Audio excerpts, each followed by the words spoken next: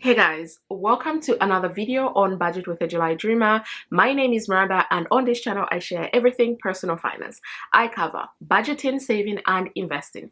If these topics are of interest to you, then please hit the like button, subscribe if you haven't already, and let's get in today's video. So I am sure you are also curious about the title of this video because I have posed the question, am I a millionaire now? And I had to go get my good mobile and just do a little definition, and yes, I chose the definition that served my purpose, but we'll talk about that in a second. So according to the dictionary, this definition is from the Oxford Languages Dictionary. It says a millionaire, a person whose assets are over 1 million pounds or dollars or whatever currency it is. That person is a millionaire. So if I go by this definition, your girl is a millionaire, you guys.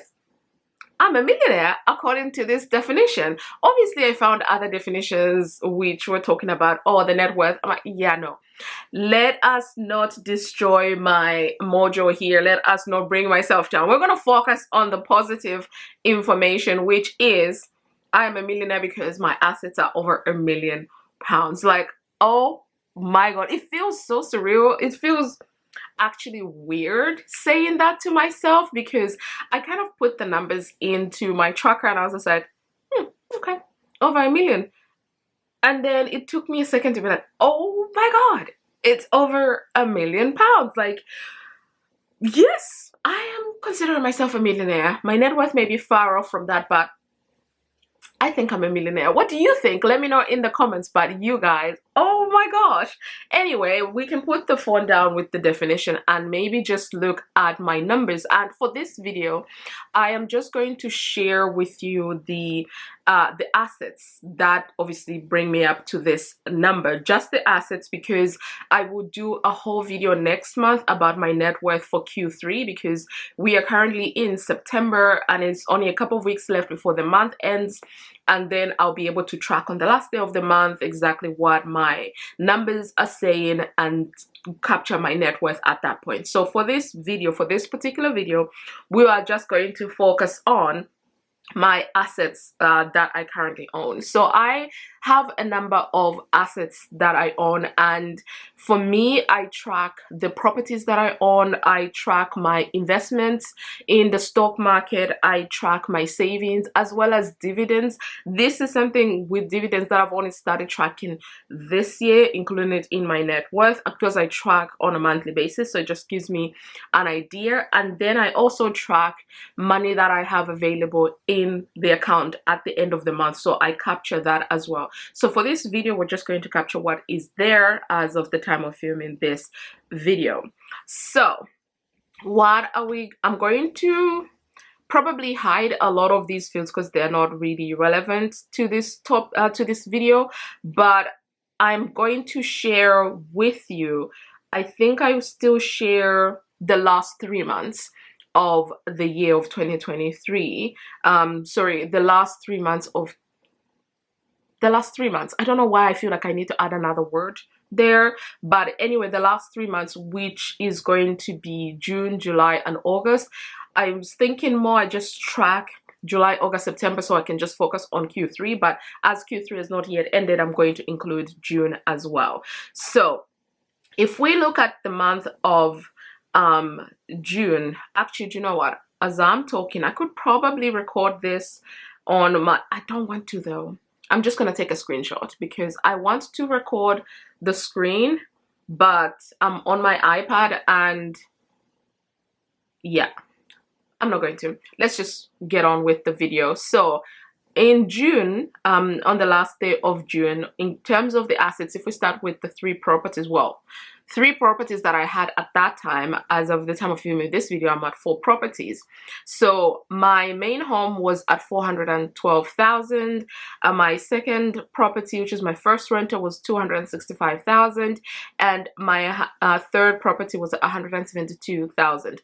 So as you can see, the numbers are just in their whole numbers because this is how they are mostly represented on Zoopla. That's the website in the UK that I use to track the price of the house, the houses I should say, and I take the middle number because they give you what is the lowest that you can get if you were to sell the house and what is the highest. So then in the middle they give you the middle estimate, which they say, like, you know, with confidence, we think if you sell you will get this much, but obviously nobody really knows until you actually sell the property. So that is where we were in the month of June. Now in the month of September, at the time of filming this video, there is 4 properties at the moment.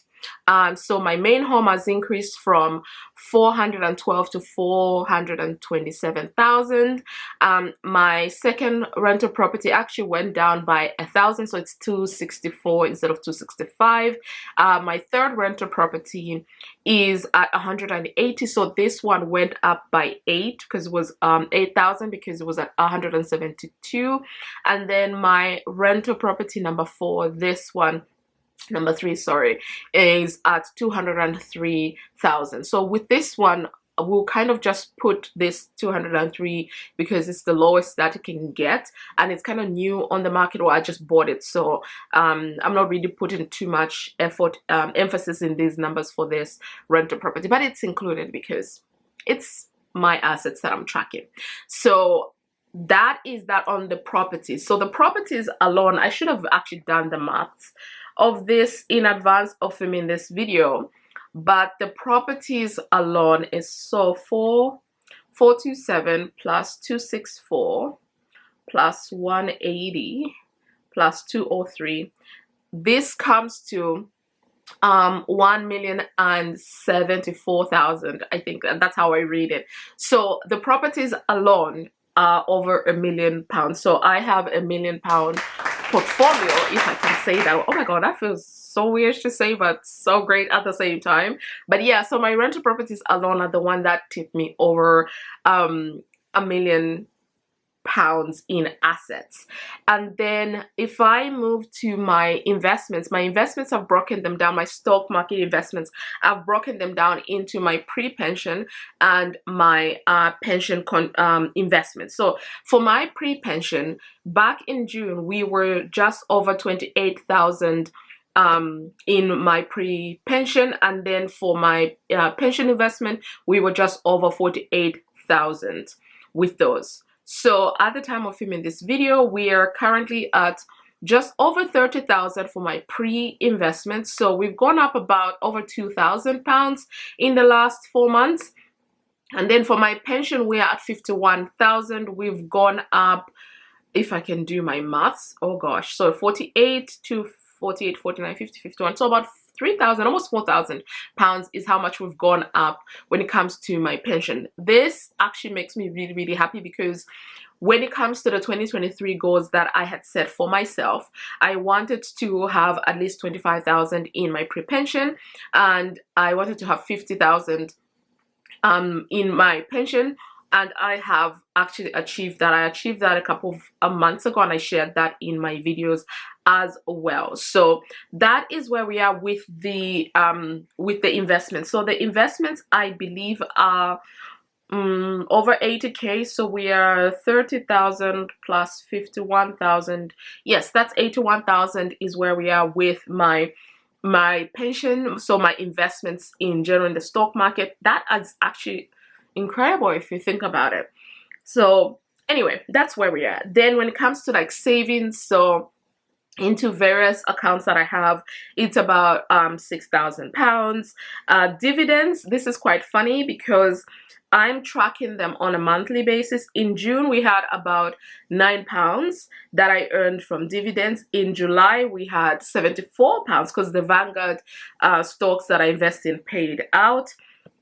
In August, I was at £3, and then at the time of filming this video in September, I'm at £1.40 so far. So yeah, but I'm just tracking it because I love seeing where I am, and this money I'm then reinvesting back into the stock market.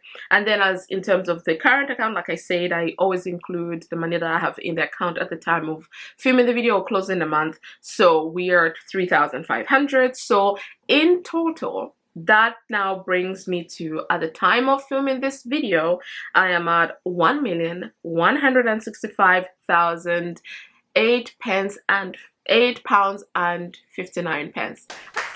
Absolutely incredible, you guys. Like, that's crazy to be saying 1 million. Like, if I look back on my financial journey, especially when I started taking my finances a lot more seriously, I have come a long way. I remember taking my first official net worth tracking, or just seeing like what my assets were, back in December of 2020. I had an idea of where I was in January of 2020, but December was when I first did like the actual writing it down and capturing it, and that's why for me it's December when I do my portfolio allocation, reallocation, whatever you want to call it. But looking at it from then, I was at, I believe, just over 400k in my assets. So just 400k in my assets, and since then, 3-4 years on, I am over $1 million in assets. We're not talking about my net worth, we're just talking about my assets. I am your asset millionaire at the time of filming this video. It just really blows my mind, the amount of financial decisions that I have made in the last 3 to 4 years have really propelled me to be where I am now. And I must say also that the decisions I started making in 2020 are as a result of one decision that I made in 2017. Like, to this day, I can't even, actually not 2014, because 2013 is when I finished my university, started working, and then 2014 is when I started working for the previous company. So, and then I made that decision that really changed my life. I didn't even know at that time it would, in 2014. Yes, 2014. So now we're at 2023. So almost 10 years later, because February 2024 will be 10 years since I made that decision, I am actually shocked at where I am and how far I have come. But it just goes to show that small incremental decisions that we make can have a lifetime impact on your life. Even just the same thing like with diets and what have you, which obviously I'm still trying to work on. We're not going to talk about diets or anything, but I'm trying to work on.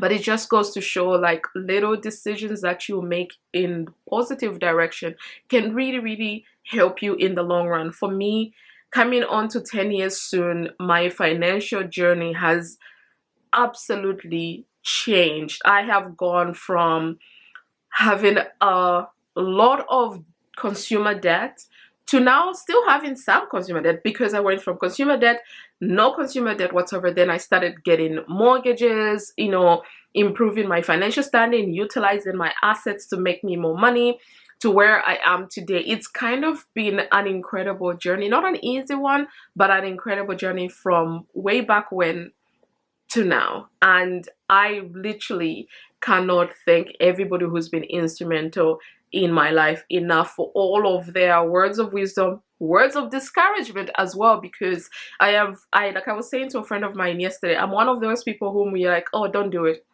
just out of spite or just to prove you wrong. I will do it. Like, my mom knows this better than anyone. When I was a kid, she'll be like, don't do it. I would do it because she said don't do it. So those people who were negative Nancy's in my life, thank you.